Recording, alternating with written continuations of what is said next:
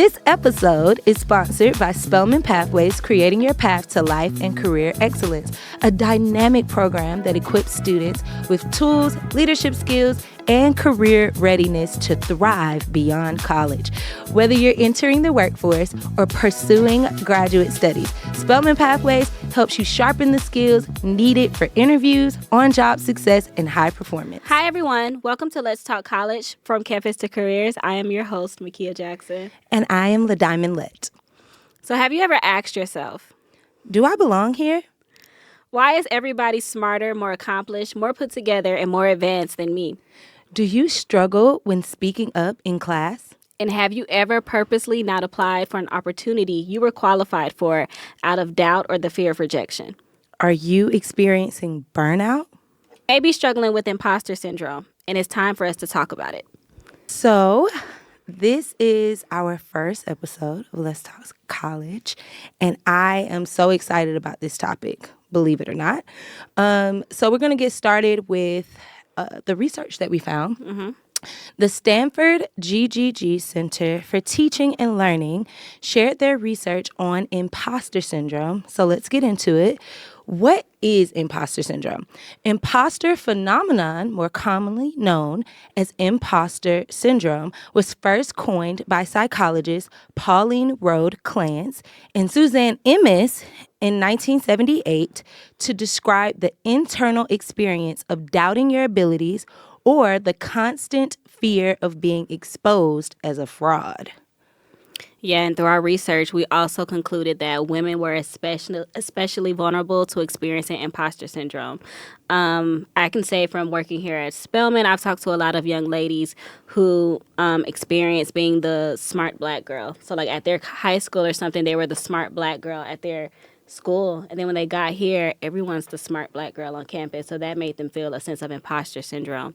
Or like for myself, as a first-generation college student, not having the resources that other students had when I got to college, I had imposter syndrome. I didn't know I had resources that I could use to help me navigate the experience, and so I struggled. Absolutely, absolutely. I would say from the first-gen experience, which is something that we've talked about at length off camera, that can be difficult when you're coming into a new environment and your parents don't exactly know how to guide you. You don't have that one-on-one assistance, and you're looking around maybe at other students and comparing yourself, believing that they understand, not realizing that everyone is trying to figure it out. So the research went on to suggest that minoritized people of different genders, sexual orientation, class, race, and ethnic backgrounds are frequently tend to experience imposter feelings. I thought that was interesting as well because we have students that fit in those different categories. Mm-hmm. And what you find them doing is comparing themselves to one another, not realizing that they're having a shared experience in different ways. So, Kia, can you tell us what is the cycle of imposter syndrome? Like, how does that start for someone? I think it usually happens like when you take on a new task or even an experience that you don't feel well prepared for. You know what I'm saying? Or so when you feel that way, you'll try to over-prepare or try to fit in, and it causes that self-doubt to rise. And that's where imposter syndrome just kind of takes off. And then once that happens, you feel like you don't belong in certain places or in certain rooms because you feel like you're not qualified or you're not good enough to be there.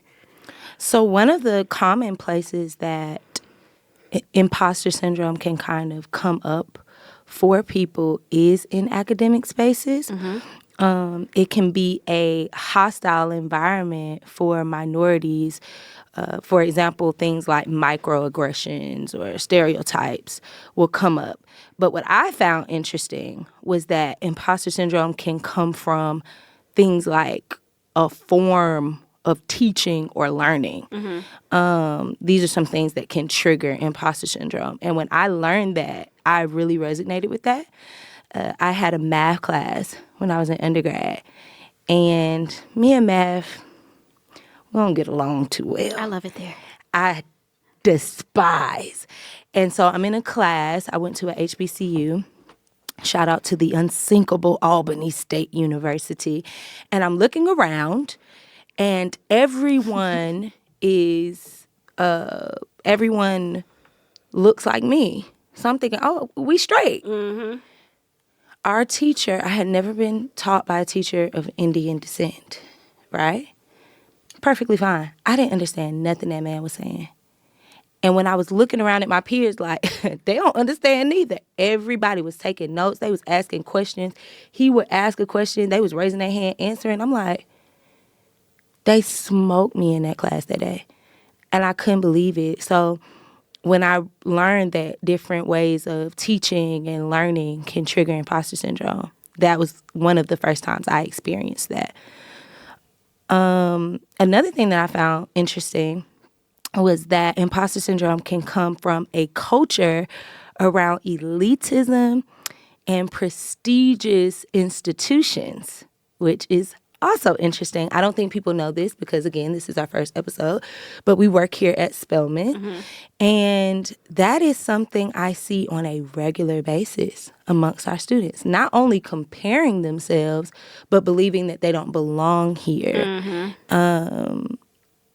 Amongst other high achievers, that concept of being the smart Black girl, they really struggle with not understanding that it's perfectly fine for you to be smart and someone else to be smart, but y'all are smart in different ways. You have different skill sets.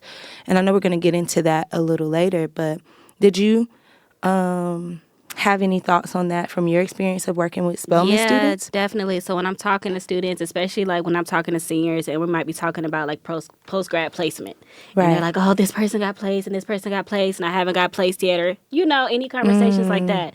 My best advice, and I'm an advocate for it, is that first of all, comparison is the thief of joy. You got to focus on your journey and your journey alone, and just embedding in them, like, whatever God has for you is for you. It's not going to miss you or pass you by. So you keep applying and you keep staying in your own lane. And I think that's the biggest thing that's going to take every student far.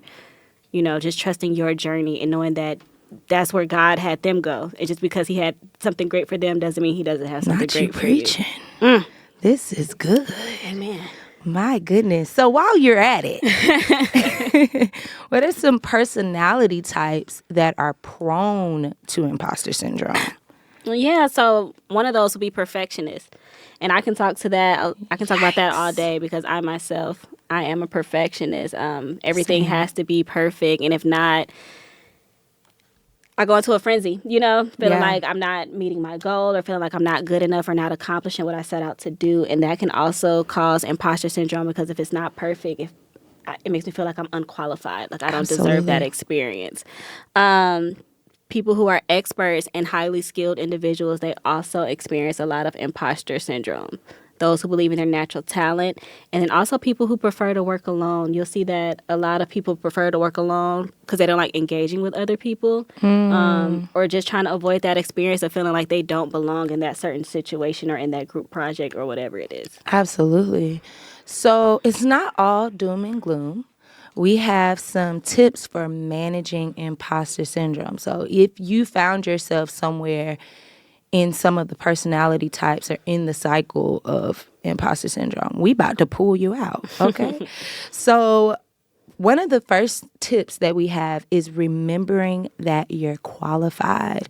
One of the things that I have to share with students regularly is that Spelman rejects many more applicants than they ever accept.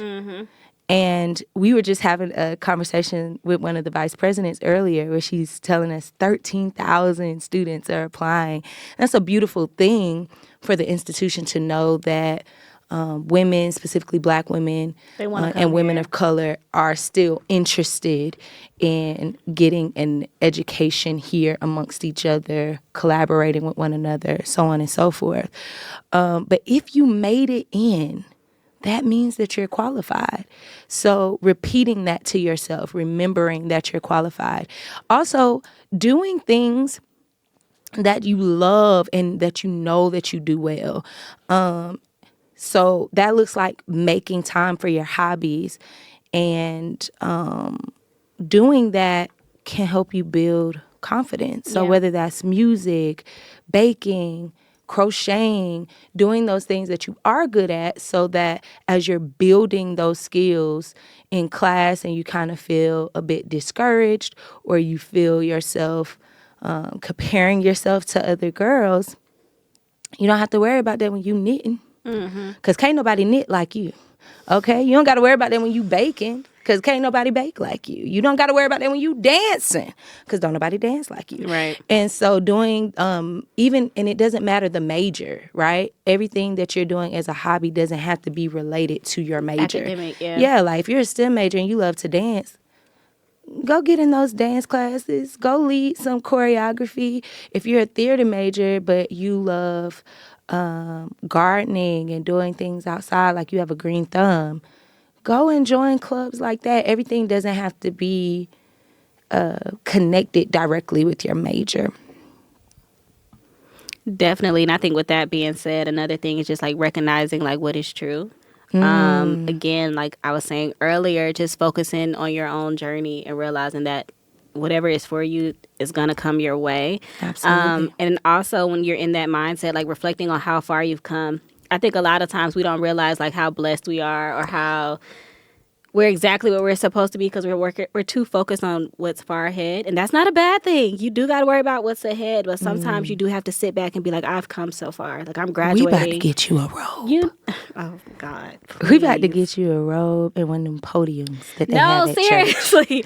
When you reflect on how far you've come, it's likely much further than you possibly think. Like 1,000%. you know what I'm saying? Like on the way here, we were walking over, and I was like, "Wow!" To think that me and Miss LaDiamond actually met in undergrad at Albany State University all those years ago, and now we're both here at Spelman, working with young ladies and trying to make a difference on this campus. Yeah. And when you sit there and reflect on it, it's like, "Wow, who knew that those little girls in Albany would be here today?" You know? Aw. And if we would have let imposter syndrome or being in rooms where we didn't feel qualified stop us, we wouldn't be here.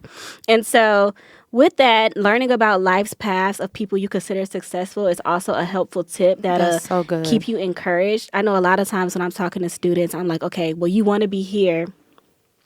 Why don't you study some of the people who are where you want to be? That's the best thing you can do. Look at what they did after they left undergrad. Did they go get a job? Did they go get a fellowship?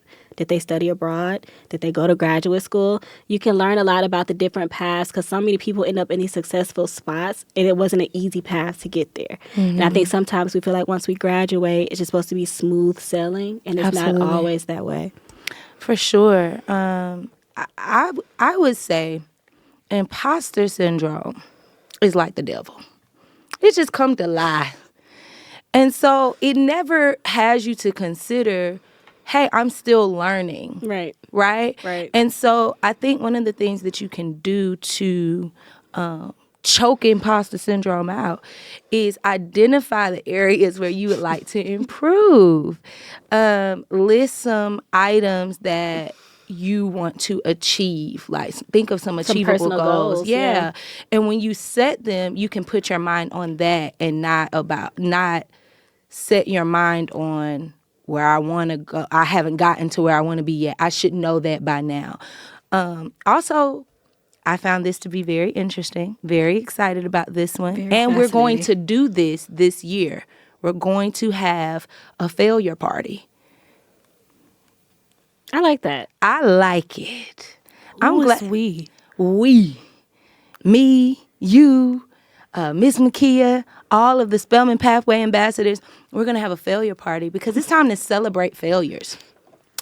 We have to value our effort and not just the outcome. I think as Black women, we're always thinking about the outcome. If it didn't turn out the way we think it should have turned out, then it's not valuable. And I don't think that's true. I think our effort alone is a testament to our ability to try new things. And so it's time to celebrate that. Or even, sorry to cut you off, Yeah, but no. celebrating the beauty in failure. There's so Yes. much beauty in failing. Absolutely. Like when you reflect and you be like, oh, when stuff don't go the way it was supposed to go. Mm-hmm. You know, all right. Yeah, for sure. We gonna get you that preacher's robe. You done earned it now. Like, for example, you might not have received the grade that you Right. wanted in a class, but you likely learned a lot about that material, about yourself. And so that's an opportunity, especially if you pass, we celebrate. I don't care if you got a C. I think we need to let that go. I don't care if you got a C. We're celebrating because you took that course. Everybody came before you and they failed, but you passed. And C's get degrees. So we're celebrating this year. Okay? I am screaming. Also, practicing self-compassion. I think this is very important. How would you treat a friend that was in a similar situation? So you didn't get the best grade. And your friend comes to you and say, like, for example, I come to you and say, Miss Makia, I got an F on my test. And everybody else passed the test and I didn't pass the test. I must be dumb. Are you going to say back to me, yes, girl, you are the dumbest person I've ever met? I would never say that. I would try to encourage you and just let you know, just because you had this one L or you had this one misfortunate event happen to you doesn't mean that you can't succeed in it. Excellent. And that's the way that you should respond to yourself. Now, if you are that person that's talking down on your friends, remember your day will come. While you getting to kick it, I hope you brought enough shoes for all of your friends because they're going to kick you. That's not the way to be. So practice self-compassion. And then one of my final tips is just to remember that you are not alone. It might feel like everyone else knows what they're doing, but more often than not, they're also feeling like they don't belong. And we're all in this together, even us as staff members, faculty, and even the higher ups. I'm pretty sure you could have a conversation and they can attest to something they experienced while they were in college. About imposter syndrome and how they had to overcome it and where they got to where they are today. So I definitely want to encourage you guys to find a supportive community. Yeah. You know? And that's made up of people in your world outside of Spelman, outside of an internship, outside of other career accelerating experiences, outside of what you can put on your resume. People that can remind you, girl, you can sing. Girl, you're so beautiful. Girl, you're really good at makeup. You know, that can remind you of who you are outside of being a scholar. Absolutely. So the Let's Talk College podcast is here to help you succeed by connecting you to valuable internship and career resources for life after graduation. And if you want to learn more about Spelman Pathways, the upcoming events, and the resources that we do offer, please click the link in our bio, DM us, or scan the QR code that will be at the outro. Thank you guys so much for tuning in, and we hope that you come back to join us. Bye.